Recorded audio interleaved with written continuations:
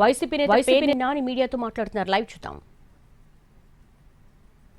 పరిస్థితులు ఒక ఊళ్ళో ఓటర్లందరినీ వేరే ఊరికి పోలింగ్ కి తరలించేటువంటి పరిస్థితి, పోలింగ్ కేంద్రాన్నే తరలించినటువంటి వింత పోకడల్ని ఈ జిల్లా కలెక్టర్, ఈ జిల్లా ఎస్పీ కలిసి ఈ రకమైనటువంటి ఏర్పాట్లు చేయటం ప్రజాస్వామ్యాన్ని అపహాస్యం పాలు చేసేటువంటి పరిస్థితులు అక్కడ జరుగుతున్నాయి. కాబట్టి అలాగే వ్యవస్థ, ప్రభుత్వం చేస్తున్నటువంటి ఈ అకృత్యాలని ఎన్నికల కమిషన్ జోది విధించి ఇవాళ ఒక్కరోజన్నా నిర్భయంగా మీ విధులు నిర్వర్తించమని కూడా వారిని కోరుకోవటం, డిమాండ్ చేయడం జరిగింది.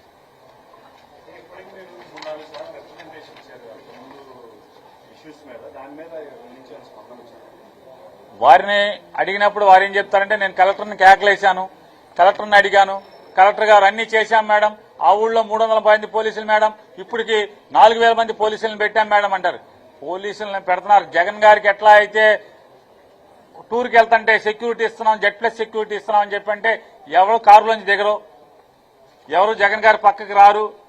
జగన్ గారి మీద దాడి జరుగుతాకు వస్తున్నా సరే, జగన్ గారి మీదకి దుందుడికి ఎవరిని వస్తున్నా సరే ఎవడు కనపడ్డు, పోలీసులు కనపడ్డు.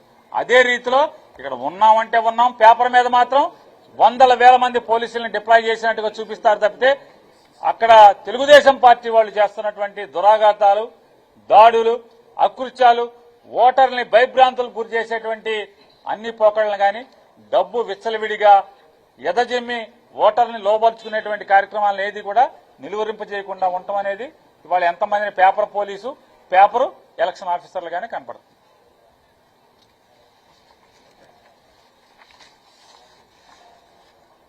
చంద్రబాబు నాయుడు ప్రజాస్వామ్యాన్ని పూని చేస్తాడని తెలుసు కానీ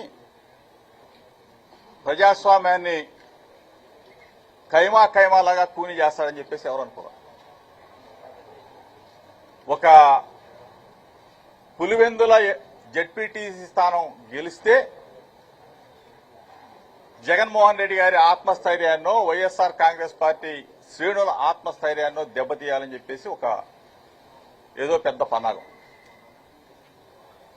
చంద్రబాబు నాయుడికి తెలుగుదేశం పార్టీ ఒకటే చెప్తా ఉన్నాం, ఈరోజు ఏదో పులివెందుల జెడ్పీటీసీ బై ఎలక్షన్ లో ఇది ఎన్నికంటారా? సిగ్గుచేటైన విషయం ఇది. ఒక సొసైటీ నామినేట్ చేసినప్పుడు ప్రభుత్వం ఒక నామినేటెడ్ పద్ధతిలో పేర్లు ఇస్తుంది, అట్టానే చేసుకుపోయారా? సిగ్గు శరం లేకుండా దీన్ని ఎన్నికంటారా? రాష్ట్ర ఎన్నికల కమిషన్ ని తప్పుదోవ పట్టించి అధికార యంత్రాంగం మొత్తం కూడా మీ చెప్పు చేతలు చేసుకుని అధికారుల్ని ఎన్నికల విధుల్లో పార్టీ ప్రచారానికి వాడుకునే చంద్రబాబు నాయుడు ఇదేదో పులివెందుల్లో నేను గెలుస్తాను, ఓటుకు 10,000 ఇస్తాను, ఎన్నికల స్లిప్పులు అధికారులు ఇస్తా ఉంటే వెనక వెళ్లి 10,000 రూపాయల ఓటుకిచ్చి స్లిప్పులు వెనక తీసుకునే సంస్కృతి, దిగజారే సంస్కృతి ఇంతకుముందు నంద్యాల బై ఎలక్షన్ లో కూడా చేశాడు చంద్రబాబు నాయుడు. ఇదే విధంగా అక్కడేదో గెలిస్తే మొత్తం నేను గెలిచానని చెప్పేసి తెగ ఆనందపడ్డాడు. ఈ రోజు ఒకటే చెప్తా ఉన్నాం, పులివెందుల్లో జెడ్పీటీసీ స్థానంలో ప్రజాస్వామ్యం లేదు. ప్రజాస్వామ్యబద్ధంగా ఎన్నిక జరిగితే వన్ సైడ్ ఎన్నికది. ఈరోజు ఒకటే చెప్తా ఉన్నాం, నీ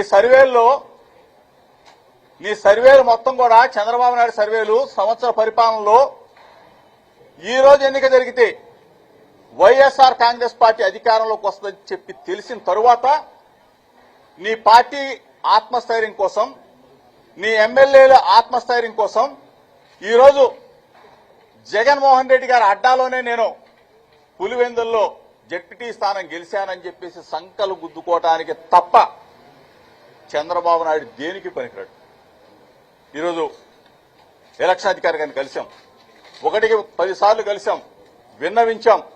ఇక్కడి నుంచి ఆమె మా విజ్ఞప్తిని చేరవేస్తామన్నారు, అధికారులు చెప్తా ఉన్నారు. కానీ అక్కడ జరిగేది మాత్రం శూన్యం. ఈ రోజు కూడా చెప్పాం, అమ్మా ఇట్లా జరుగుతా ఉంది, స్లిప్పులు ఇస్తా ఉన్నారు, ఓటర్ స్లిప్పులు ఇస్తా ఉన్నారు. మళ్ళీ స్లిప్పులు ఇచ్చిన తర్వాత డబ్బులు ఇచ్చి వెంటనే వాటిని వెనక్కి తీసుకుంటా ఉన్నారు. వీటి మీద చర్య తీసుకోవాలని కూడా చెప్పాం, అధికారుల మీద చర్యలు తీసుకోవాలని చెప్పాం. ఇక్కడి నుంచి ఆదేశాలు వెళ్తా ఉన్నాయి. కానీ ఎక్కడా కూడా ఎన్నికల అధికారి చెప్పిన మాటని పాటించట్లేదు, తుంగలో దొక్కుతా ఉన్నారు.